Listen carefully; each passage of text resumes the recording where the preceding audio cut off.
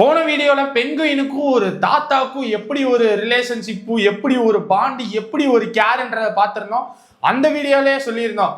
அதை விட இன்னொரு சுவாரஸ்யமான நடந்த நிகழ்வு இருக்குன்ட்டு அதை இந்த வீடியோல கேட்டு என்னன்னு தெரிஞ்சுக்க போறோம். ப்ரோ கண்டிப்பா சுவாரஸ்யமா இருக்கும்ல? சுவாரஸ்யமா இருக்கும். அது நடக்கிற நிகழ்வு தான் நடந்த அப்படின்னு அப்ப நடந்துகிட்டு இருக்கு. ஆமா, இன்னைக்கு வரைக்கும் நடந்துகிட்டு இருக்கு. ஆமா. அப்படி என்ன டால்பின் நடந்துகிட்டு இருக்கு? டால்பின் இல்ல, பென்குயின்.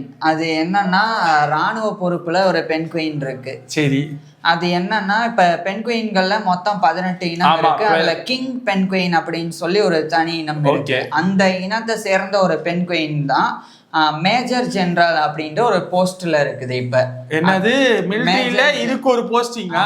இத பத்தி சொல்றதுக்கு முன்னாடி இது பத்தின சில சுவாரஸ்யமான விஷயங்களை பார்த்துட்டு அதுக்கப்புறம் இது என்ன, எதனால இது நடந்தது எல்லாமே சொல்றேன். ஓகே, இதுக்கு எப்படி ஒரு போஸ்டிங் வந்துச்சுன்னு அப்படியே போவேல பாப்போம். இப்ப இந்த கிங் பென்குயின்களை பொறுத்த வரைக்கும் இது 70 சென்டிமீட்டர்ல இருந்து 100 சென்டிமீட்டர் வரைக்கும் வளரும். ஹைட் இதான் ஹையஸ்ட் ஹைட் சொல்லலாம். 100 இல்ல எம்பரர் பென்குயின் 120 சென்டிமீட்டர் வரைக்கும் வளரும். இது 70 to 100 வரைக்கும். அப்ப செகண்ட் ஹையஸ்ட். ஆமா, செகண்ட் ஹையஸ்ட் இந்த கிங் பென்குயின் தான்.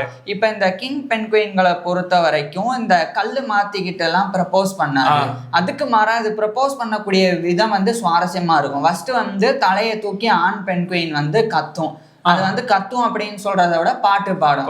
இப்ப இந்த ஆண் பென்குயின் பாட்டு பாடுது இல்ல, இத பார்த்த உடனே எந்த பென்குயினுக்கு பிடிக்குதோ அது அது கத்துறதுக்கு ஏத்த மாதிரி தலையை ஆட்டும்.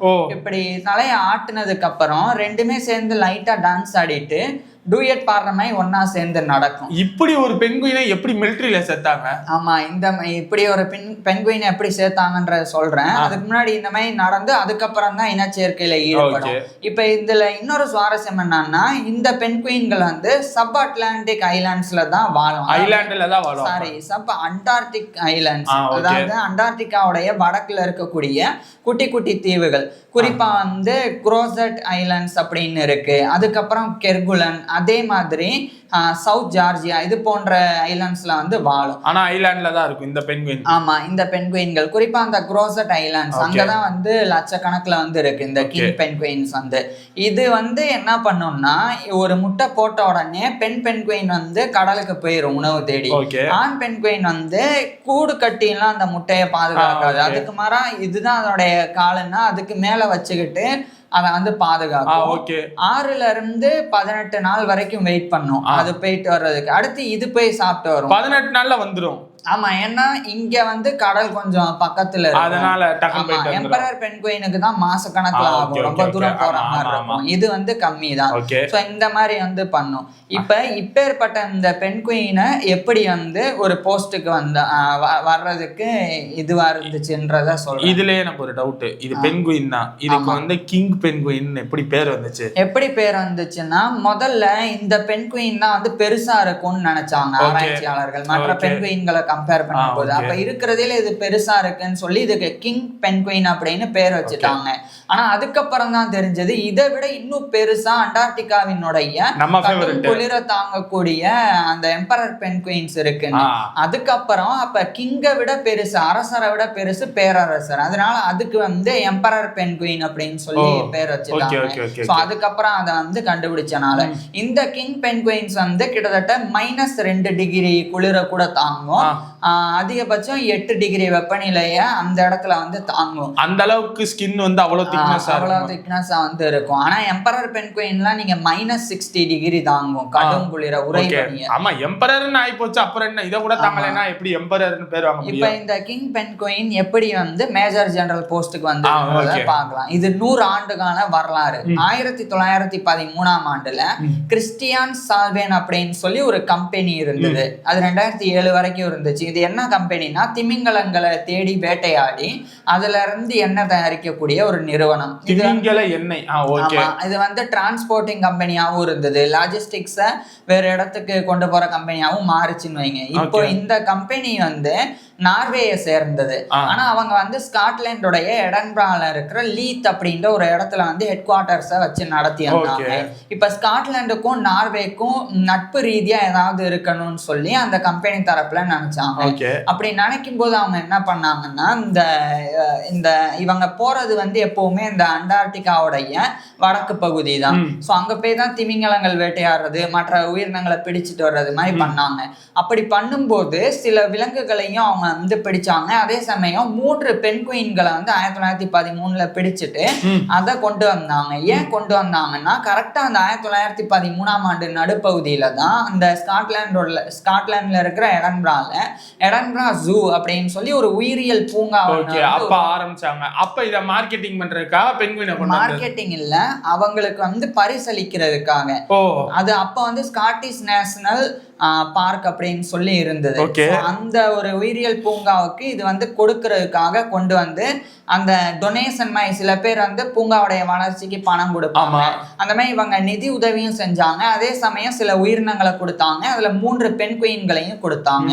இப்ப அந்த 3 பெண் குயின்களும் 1913 வந்ததுக்கு அப்புறம் அது 3மே வந்து எதுவுமே வந்து முட்டை போடவே இல்லை இனச்சேர்க்கை பண்ணி. ஏன் அப்படின்னு அங்க இருக்கிறவங்களுக்கு தெரியல. ஏன்னா அந்த காலத்துல வந்து பெண் குயின் எது ஆண் எது பெண் அப்படின்னு கண்டுபிடிக்கிறதுல சிரமம் இருந்துச்சு. இவங்க கொண்டு வந்த 3மே வந்து ஆண் பெண் குயின்கள் தான். அதனால வந்து அது முட்டை போடல. அதுக்கப்புறம் 1914 இன்னும் கொஞ்சம் பெண் குயின்களை கொண்டு வந்து கொடுத்தாங்க. அப்ப அதுல பெண் குயின்களும் இருந்தது. அதுக்கப்புறம் தான் வந்து இனச்சேர்க்கை நடக்குது. 1919 முதல் முட்டை போட்டு ஒரு குஞ்சு பொரிக்குது. இப்படியே வந்து இந்த எடன்பரா ஜூல வந்து நிறைய பெண் குயின்கள் வந்து உருவாகிருச்சு. இப்ப கணக்குப்படி பார்த்தா கிங் பெண் குயின்கள் வந்து மொத்தம் வந்து 7 இருக்கு.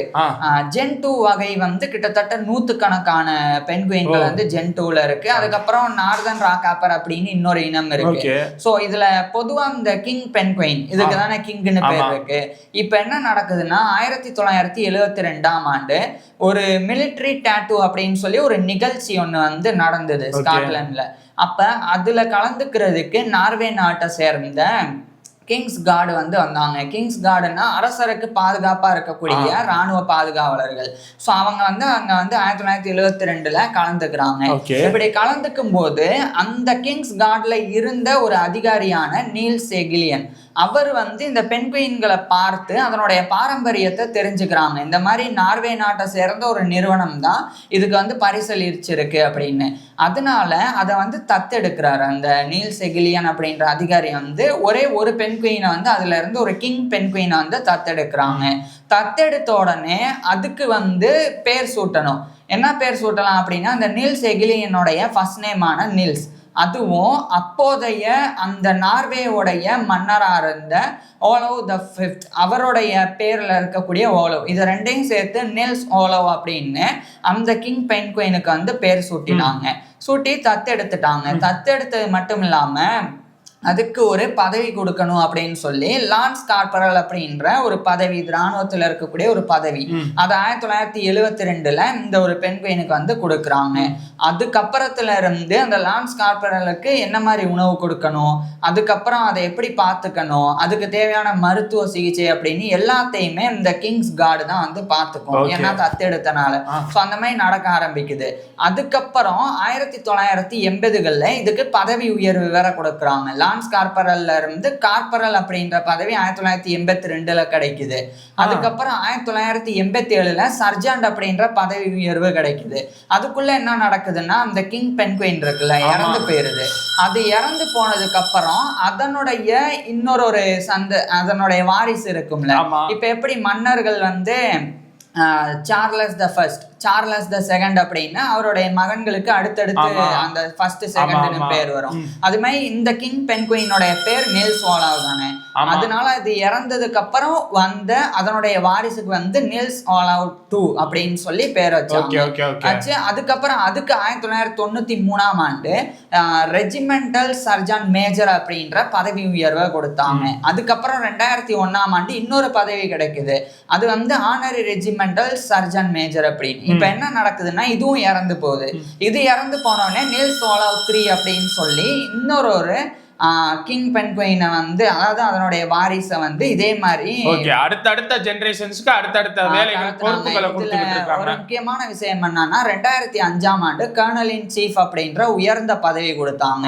ஆனா அதை விட ரொம்ப முக்கியம் 2008ஆம் ஆண்டு இதுக்கு நைட்வுட் அந்த ஒரு கௌரவம் கிடைச்சது. அதாவது சர் பட்டம், அந்த சர் அப்படின்னு சொல்லி ஒரு கௌரவம் அழைக்கப்படும். அந்த மாதிரி இதுக்கு வந்து சர் நில்ஸ் ஓலாவ் அப்படின்ற அந்த டைட்டில் 2008ல கொடுக்கப்பட்டுச்சு. இதெல்லாம் எப்ப கொடுக்கப்படும்னா அந்த இசை நிகழ்ச்சி, அந்த ஒரு நிகழ்ச்சி நடக்கும்ல, நார்வேயோடைய கிங்ஸ் கார்டு வந்து ஸ்காட்லாண்டுக்கு வரணும், அப்ப வரும்போதெல்லாம் இந்த பதவி உயர்வு வந்து கொடுத்தாங்க. அது மாதிரி 2016ல இதுக்கு வந்து பிரிகேடியர் அப்படின்ற உயர்ந்த பதவி. இப்ப 2023ல ஒரு 3 வருஷம் முன்னாடி மேஜர் ஜெனரல் அப்படின்ற பதவி வந்து வழங்கப்பட்டது. மேஜர் ஆயிடுச்சு பென்குயின். ஆமா, இதுல ஒரு சுவாரஸ்யம் என்னன்னா என்ன நடக்கும்னா அந்த நார்வே சார்ந்த அந்த ராணுவ வீரர்கள் வரும்போது இந்த பென்குயின் நிற்கும். எல்லாருமே வந்து அப்படியே வரிசையா ராணுவ கட்டுப்பாடோட அப்படியே யூனிஃபார்ம்லாம் கரெக்டா போட்டுக்கிட்டு அப்படியே நிப்பாங்க. இது வந்து இன்ஸ்பெக்ஷன் பண்ணும். அப்படியே இது ராஜ கம்பீரமா நடந்து வந்து எல்லாரையும் அப்படியே உத்து பார்த்துக்கிட்டே போவோம். பார்க்கும்போது எல்லாரும் சல்யூட் பண்ணுவாங்க. சல்யூட் பண்ணும்போது இதுவும் அப்படியே அதனுடைய இறக தூக்கி சல்யூட் பண்ணி, ஏன்னா இது மேஜர் ஜெனரல், அவ்வளோ அந்த ராஜ நடை, அந்த கிங் அப்படின்றது.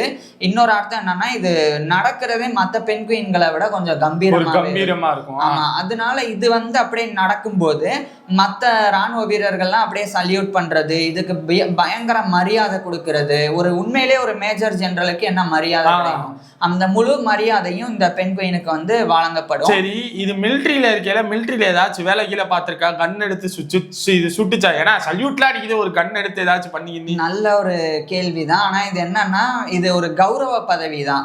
உண்மையிலே போய் இறங்கி ராணுவத்துல சுடுறது அந்த மாதிரி பயிற்சி கொடுக்கப்பட்ட பென்குயின் கிடையாது. இதுக்கு ஒரு கௌரவமா ஒரு பதவி வந்து கொடுத்திருக்கிறாங்க. அது வந்து நார்வே நாட்டுக்கும் ஸ்காட்லாண்டுக்கும் உள்ள நட்புறவு அதை வந்து வலுப்படுத்தும் விதமா அங்க இருக்கிற ஒரு பென்குயினுக்கு இந்த மாதிரி வந்து கௌரவம் கொடுக்கப்படுது. மத்தபடி இது போய் துப்பாக்கி எடுத்து சுடுறது, அதே மாதிரி தத்தெடுக்கிறதுனா வீட்டுல வச்சு தத்தெடுக்கல, அது இருக்கிற இடத்துல வச்சு தத்தெடுத்துட்டு அதுக்கு தேவையான எல்லாத்தையும் இவங்க பாத்துப்பாங்க. ஏன்னா ஒரு சூழல்னு ஒண்ணு இருக்குல்ல, ஒன்ன மட்டும் தத்தெடுத்துட்டு போனா மத்த பென்குயின்கள் கூட இருக்கணும்னு இதுக்கு தோணும்.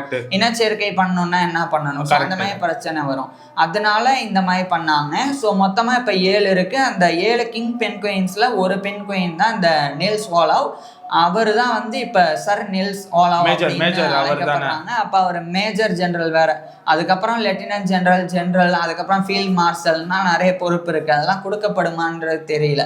ஆனா இவ்வளவு பதவி உயர்வுகளை இந்த ஒரு குடும்பம் வந்து அடைஞ்சு இவ்வளவு பெரிய ஒரு இடத்துக்கு வந்து வந்திருக்கு. அதாவது நம்ம மனிதர்கள் வாழ்க்கையில வந்து இவங்க பெரிய குடும்பம், பெரிய தலைக்கட்டுற ஊர்ல எதனால இவங்கிட்ட தான் கொடுக்கணும் அப்படின்ற மாதிரி பென்குயினோட பெரிய தலைக்கட்டு இந்த கிங் பென்குயின் தான். ஆமா, சூப்பர், வாழ்த்துக்கள். வேற எதுவும் இருக்கா நீங்க சொல்றதுக்கு? இன்னும் இருக்கு, ஆனா அது அடுத்த. எனக்கு இதுல ஒரு கேள்வி இருக்கு. பென்குயினை ஏன் வீட்டுல வளர்க்கலன்றத இன்னும் போன வீடியோலயும் சொல்லல, இந்த வீடியோல ஏதாச்சும் சொல்ல போறோமா? பென்குயினை ஏன் வீட்டுல வளர்க்கல அப்படின்னா அதுக்கு சில காரணங்கள் இருக்கு. ஒண்ணு, அதுக்கு உண்டான வெப்பநிலை.